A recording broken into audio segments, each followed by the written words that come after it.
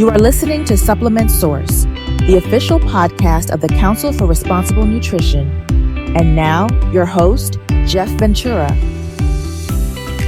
Hello, and thank you for listening to Supplement Source. I'm your host, Jeff Ventura, the Vice President of Communications here at the Council for Responsible Nutrition. And it is a pleasure to have with us today in the Supplement Source studio, Associate Fellow at Church Dwight, Heather Nelson. Heather, how are you? Good. How are you? Good. Thanks for having me. Yeah, we're excited to talk to you about ACOG, the conference that was attended for the first time, I believe, as a group of companies or a collective of members from CRN last year, and we're doing it again this year. So tell me a little bit about last year's experience, first of all. How did that go? Give us a little background. How did that develop? It was a little crazy, but it was actually turned out really great. I mean, all the members came together and we really put together a great show.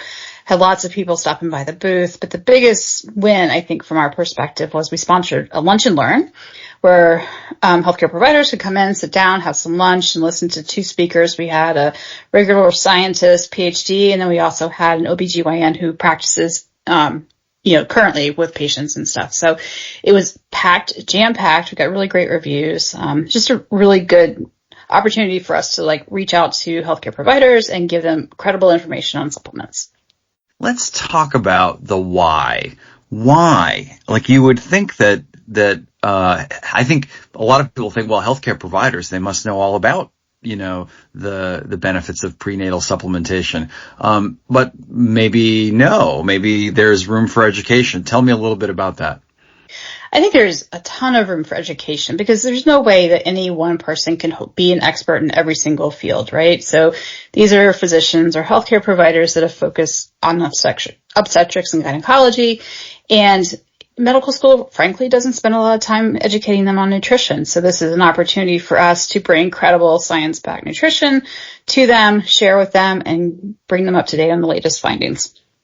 And what's the feedback you got on the floor of the show? So there you are, you're actually coming into contact, obviously, with a lot of these HCPs.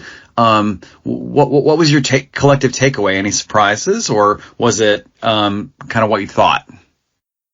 Honestly, I was a little surprised. A lot of physicians came up and spoke to us about not necessarily their patients, but themselves. Have you heard about this or have you heard about that? And of course, as a gummy manufacturer, people were always great. They wanted to taste the gummies. They were surprised at how good they actually tasted. So, it was a great interaction. I was just surprised at they were willing to learn more about supplements, that it wasn't necessarily a bad thing, which sometimes we get a bad rep. Mm-hmm. And so would you say that due to the success of last year, it was just kind of not even a question that it was going to happen again this year? Yeah, it was a total non-brainer. It was great. And I think everyone's coming back, and we actually have a few new companies that are joining us again this year. Mm-hmm. Tell me about Church Dwight specifically. Walk me through kind of, where you guys live in this space, specifically in the kind of prenatal space. Tell me a little bit about that. So we have a prenatal gummy, which does not contain iron, which can be good and bad, right? But what's good about it is that a lot of women, when they're pregnant, have an upset stomach. Iron is harsh on their stomach. So we offer a prenatal vitamin, but we also just launched actually last year a standalone iron gummy, which is phenomenal. It's a guava hibiscus flavor. It's great.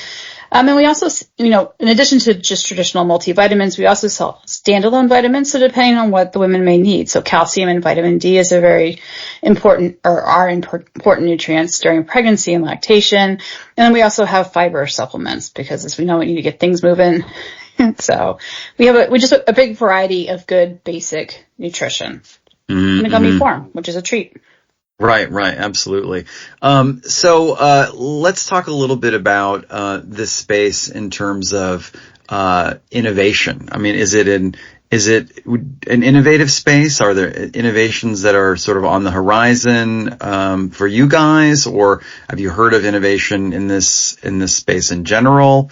In other words, when you go to this show, as an example, is there things that let's go back to your original point that you made about folks not learning this stuff in medical school, but I imagine also, as time goes on, for example, putting iron in a gummy, there's an example of innovation. So, can we apply that lens here and talk a little bit about, is the market changing? I mean, is it different than it used to be?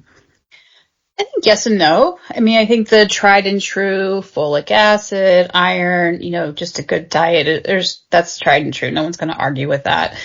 But I do think that there's new and emerging ingredients, like lutein, which, started out we learning about the importance of iron, but now we're learning about the importance of having lutein during pregnancy to help, with the development of the baby. So I think it's slow, because you don't want to do crazy stuff with pregnant ladies. That's not a good idea. Right. So, but it's good science. Companies are investing in really good science to prove, give you a reason to believe, and back it up with facts. Mm-hmm, mm-hmm. You were talking about the collection of, to me before we were even started recording, but about the sort of, it was a good experience, the show. I imagine there's something nice about the camaraderie and the sort of kind of peer-to-peer, bonding, for lack of a better word, but the sort of the coming together of, even competitors in this booth at ACOG. Tell me a little bit about that. What was the experience like, just from the human perspective? I mean, it was fun. I'm not going to lie, but it was also nice because we all agreed going in that, yes, we have a day job, but while we were at ACOG, we didn't wear the corporate hats, and we really just helped everyone out. Like if someone couldn't answer a question about the gummies because I wasn't there or whatever, someone would step in and say, hey, this is the gummies. We shared information ahead of time so that we were prepared to answer questions even on our competitors. But it was really nice because there wasn't any competition. We were all just having fun, scanning badges, talking to people, and it was nice. That is great. Yeah. I think too, it says a lot about the industry that, to folks visiting the booth, that, obviously there's reputable companies that feel so strongly about these products and what they can do for women, that they've come together, they've sort of unified, in this sort of singular presence at the show, right? Any other anecdotes that you'd like to share, with our listeners who maybe, don't know a heck of a lot about prenatal supplementation, or maybe just want a tip on, how to handle, talking to HCPs, in this way, right? I mean, any lessons learned that you want to impart?